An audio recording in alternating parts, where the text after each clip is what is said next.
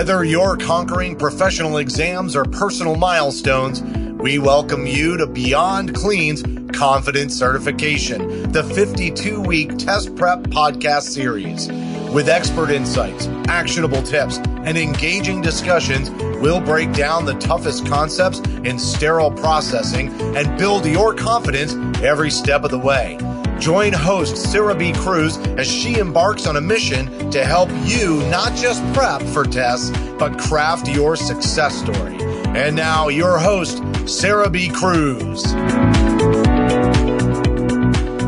Hello and welcome. You're listening to Confidence Certification, a 52-week test prep podcast series to equip you to take your sterile processing career to the next level. I'm your host, Sarah B. Cruz, and on this episode, we are going to be talking about success planning. Hello, welcome back. If you are just joining this podcast series, you picked a great episode to stumble upon.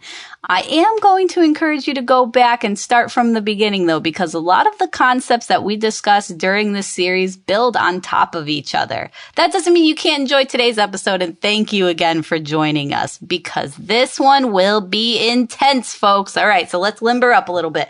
I know you guys can't see me, but I like to roll my shoulders back.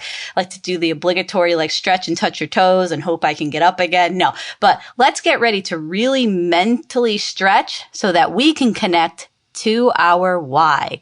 I know when I bring up why, a lot of people think it's going to become a yoga session where it's like, oh, let's talk philosophy and connect with our feelings. But hear me out. Your why is a direct extension of your ambitions and how they present themselves in your daily habits. Am I right? So listen, this is not going to be a yoga episode. I do encourage you to breathe through it, but get ready, strap in, because we are going to make your why tangible through success planning. Now, your why. Everybody has one, okay? Even if you've never thought about it before, you've got a reason why you do what you do, okay? Even in the day-to-day things, if you get in your car and lock the door right away, there's a reason why you do that. And we can apply that same concept to our certification test prep. Okay, there's going to be a reason why you get certified, but let's talk even more specific. We've talked about that a lot this podcast series. Even closer to you than why you want to get certified is why it's important to you. And in order to take that, we have to build successful plans. Now, we talked about SMART goals, we talked about objective styles, we talked about SMART study styles. We've given ourselves a lot of different ways to engage with why it's important to us. But by the end of this episode, you're going to be able to create your own why statement because everybody has one. It just needs to be sharpened, honed, or even appreciated by that key player, ourselves. Okay? So there are actually 5 aspects of why, and one of them we naturally emulate. Okay, we're going to go through the different aspects of a why that really build out a robust reason that we commit to, and you naturally emulate one of them.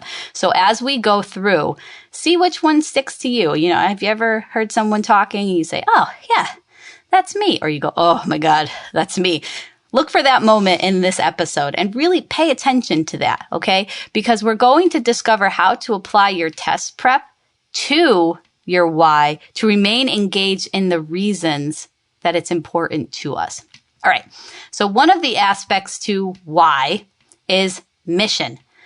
There is no impossible to any mission that you put your mind to. And I know we've probably all seen that on a poster and it's got a cat holding on to the edge of the cliff. It's just hang on. No, but there's truth in that statement.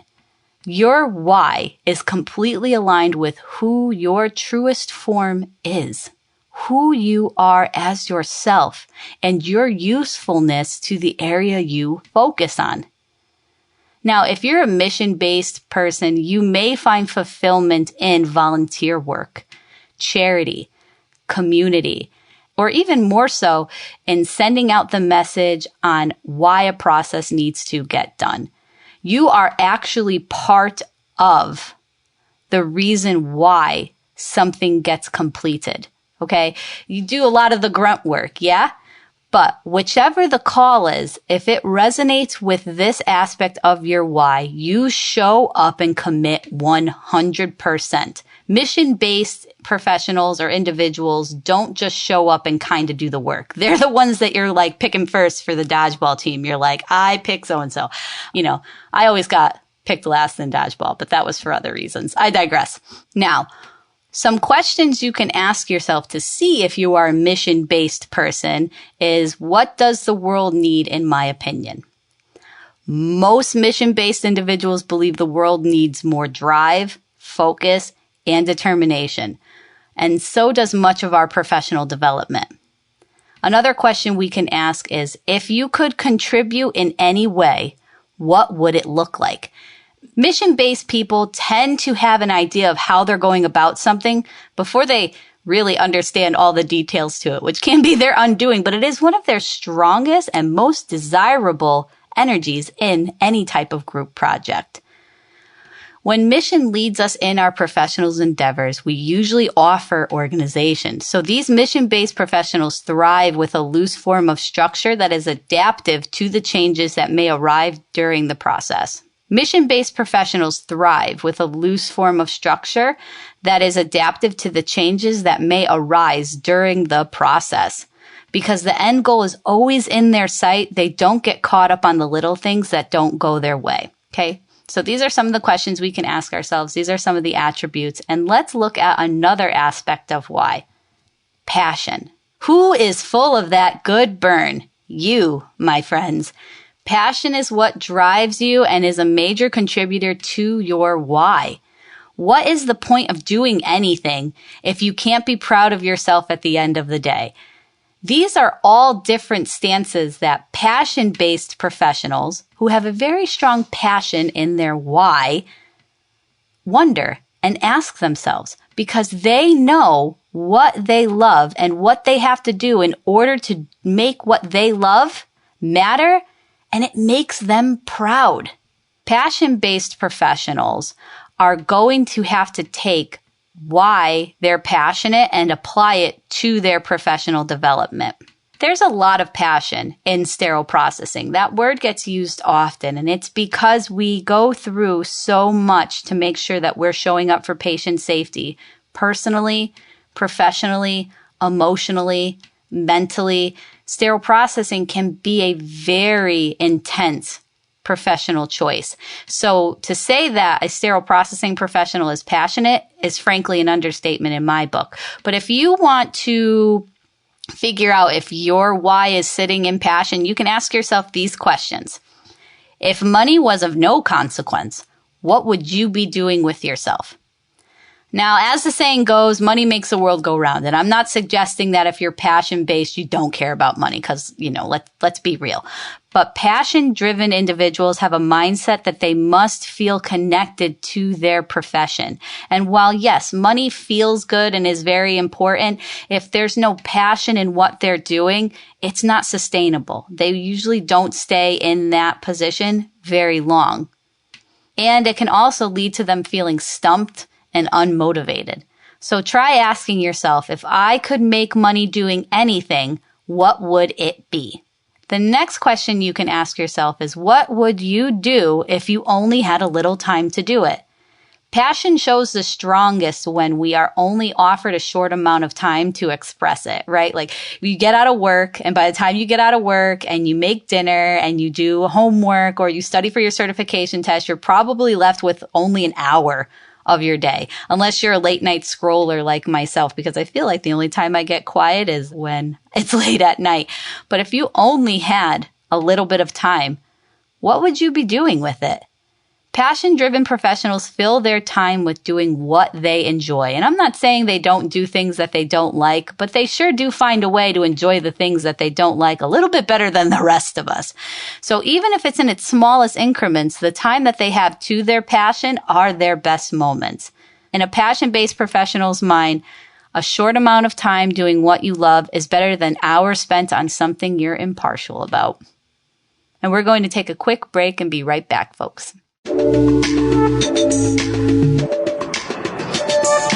It's It's time for our mid-episode confidence boost, where we focus on a key sterile processing test concept. Now, there's no guarantee these concepts will be on the test that you take, but they are key concepts to the workplace and are discussed in the literature. Today we'll cover sterility maintenance covers. Plastic sterility maintenance covers are also known as dust covers and must be specifically designed for the purpose of keeping dust, moisture, and other contaminants out of already sterile packages. These are really great for transporting items to another area outside of the department, but within our facility, like the ED or the labor delivery department. Usually, they're 2 to 3 millimeters in thickness, and they're placed on packages for extra protection after they're sterilized and thoroughly cooled. The package should be handled as little as possible prior to applying the dust cover. They're available as self-sealing and heat-sealing types. If you're heat-sealing, check the recommended temperature of the heat sealer, use the correct size, and remove all the air before application. These are not a sterile cover. These are not part of our sterile barrier system. As always, be sure to practice good hand hygiene. And the dust cover should remain on the package until the end user is ready to use the contents. That's going to wrap this week's mid-session confidence boost. Good luck.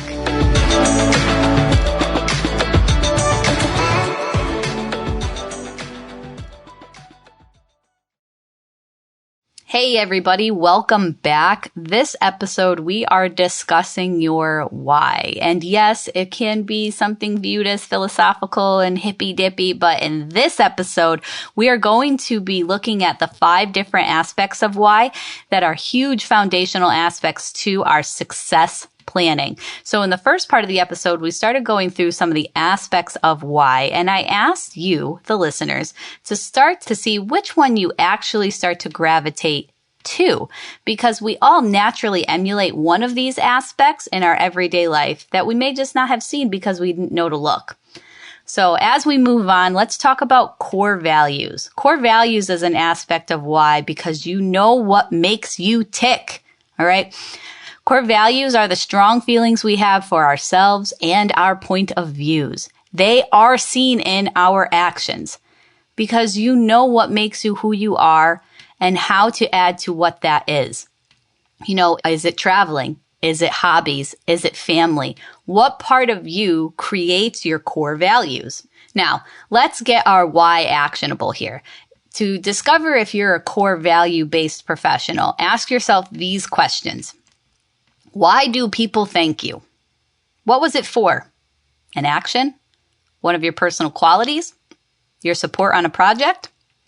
The opinions of others shouldn't be taken too seriously, but how they value our importance and what they put as valuable in our interactions can be an indicator of the values we put forward and what we actively contribute to those around us. And keep in mind, if your core values are a huge part of your why, they are going to show up every time you put yourself into a project, into a process. Yeah. The next question we can ask is, what things do you do that would make an impact on people you have never met? It's really easy to want to help those around you, especially those that you know, but professionals that have a strong sense of core values, their impact resonates so significantly to people they've never even met. Because core values have a ripple effect long after the impact has taken place. Very much like a stone splashing in the pond. The stone had already impacted the water and probably sank to the bottom, and there are still ripples happening throughout the water. So what stone do you throw? What part of your core values show up in these interactions with people? As we continue on learning about the different aspects of why, we can start looking at a concept called vocation. And vocation often gets chopped up to this idea that, you know, it's something you do naturally. Maybe you're born with it, dare I say. People that have strong vocations in their why do naturally have a trait to pick up a hobby very easily. Now, whether or not they stick with it, that's a whole other thing. But people who have strong vocations have a natural talent in a lot of the things that they do. Imagine the type of impact we would have if you put your vocation towards something that you personally connected to. That's right, folks, because there's a lot of things that we're naturally good at that we don't like. Okay. There's things that we can do that may have come easily to us that we don't ever want to do again, but people keep asking us to do them because, oh, you're just so good at it. If you've heard that, then you might be somebody steeped deeply in vocation. But imagine if we mixed a few of our self-determining quests to the pot of our vocation, of all those amazing traits and gifts you already have, those natural talents. We can develop a strong why into whatever we're working towards. So to figure out if your vocation is strong in your why, you can ask yourself these questions. What are you good at? Okay, make a list of all the things that you're good at. Seriously. And if it's more than one page, kudos to you. Show me, because that would be really cool to see. But now I need you to cross off all the things you're good at that you don't really enjoy doing. It's okay if this list just grew significantly shorter. You may be good at math, but that doesn't mean you have to be an accountant. By going through this process, it helps us nail down what we actually like. And by seeing what we do naturally and combining it with passion, we can really start to assign ourselves to our professional goals and use that in our success planning. We can also ask, what gives you the feeling of satisfaction or usefulness? Vocation is often taken for granted when dedicating ourselves to a profession. Truly, because we do things well, a lot of the times we feel that we are the only one that can fix the problem. Vocation can lead to martyrdom, where we view ourselves as the only one that can solve a problem, and instead of teaching somebody else how to do it, we'll just do it ourselves. So, another question we can ask ourselves is, what gives you that feeling of satisfaction or usefulness? Vocation is often taken for granted when dedicating ourselves in our profession. Because we're viewed as somebody who's just naturally good at a lot of things, we may find that we are naturally doing a lot of the things that need to get done, okay? What would you do in your current profession to help create a connection to your actions? Remember, folks, just because we're good at it doesn't mean that we enjoy it. You are allowed to change how you show up professionally, and if you're not personally connected to what you're doing, that's allowed to change. Even if you're good at it, you don't have to keep doing something just because you're good at it, folks, all right? So if you find that you're good at reading, but you're not maintaining or retaining any of the information, you may need to change up your study style. And the last aspect of why is profession. Your why is professionally driven, especially when you are basing your why on professional goals. We can't ignore that. But for some individuals, all of their why is professionally based, because there is something about having a time and place for everything that you've mastered. These type of people show up, they clock in, they put in the work, and then they go home. Your head and your actions are aligned, but is your heart there? Don't get so focused on the goal that you lose sight of the process that gets you there, and the people, especially when one of them is you. Now, to figure out if you're professionally driven in your why, you can ask yourself these questions. Is the way you present yourself aligned with consistency? Yep. Does the way that you show up to work every day make you feel like you are or aren't yourself? It's important to be professional, but how much of yourself do you have to hide in order to achieve that goal? Professionalism can be you and your professional self, and finding that way to mix them will allow for the true benefits of you in that professional space. Another question you can ask is, when was the last time you lost track of time? What were you doing? Profession can pull a major focus to what's next during any task. So if you're the type of person that's thinking about the next thing before they've even finished it, you may have a strong professional why. It's important to remain present in your endeavors or process. It's easy to think of the end goal, the payoff, and the overall picture before taking the steps to get there. So make sure that you're looking at the steps you're taking so you don't stumble while you're crossing the finish line. So how would you pull your focus back to the task at hand? As we start to wrap this episode, I know the main point was to make success planning, right? So our success planning actually sits in these 5 aspects. So as you were listening, which one did you naturally gravitate to? I need you to ask yourself why that particular aspect really resonated with you. Yeah? Because that's where your success planning is.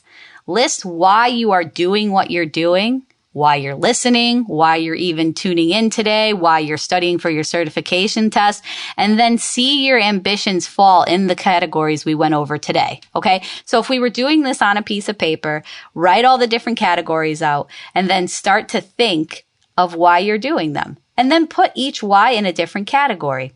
Or you can just list all of them and then start to write the category or the aspects next to them. See how many of them fall under passion. See how many of them fall under vocation, core values. Remember, your why is allowed to evolve. So this may be something different than you totally thought. And if you've never looked at why you're doing what you're doing, especially in your success planning, it may not be the same attributes or aspects that you had when you first started. Like I said in the first few episodes with Bobby, a lot of the reason why I joined Sterile Processing was because I needed health insurance. Those core values, mission, passion, all those aspects were very different in what I did and why I did it in order to achieve that. Now, as a professional as I am, with all the years that I am into this beautiful sterile processing world, these change. So go ahead and start to understand yours first. Now, if you want to share them with me, feel free to reach out to me on social media. I love LinkedIn, but you can also reach out to info@beyondclean.net, or you can just keep them to yourself. But frankly, a huge part of success planning is sharing your goals with others. Thanks again for joining me, everybody, and we'll see you next week. And that's going to do it for this week's episode. For more sterile processing education and resources, make sure to visit beyondclean.net or follow Beyond Clean on Facebook, LinkedIn, Twitter, and Instagram. And don't forget to check out over 1,000 SPD-related videos at youtube.com/beyondclean. If you have any questions or comments for the show, you can reach out to info@beyondclean.net. Finally, make sure to download the Beyond Clean mobile app on the Apple and Android app stores so that you don't miss a future episode of any of the other awesome Beyond Clean podcasts. My name's Sterile Cruz, and you've been listening to Confidence Certification. Until next time, keep fighting dirty and pass that test with confidence. The views and opinions expressed in this podcast series are of Sarah B. Cruz only and do not represent the companies she works for or collaborates with.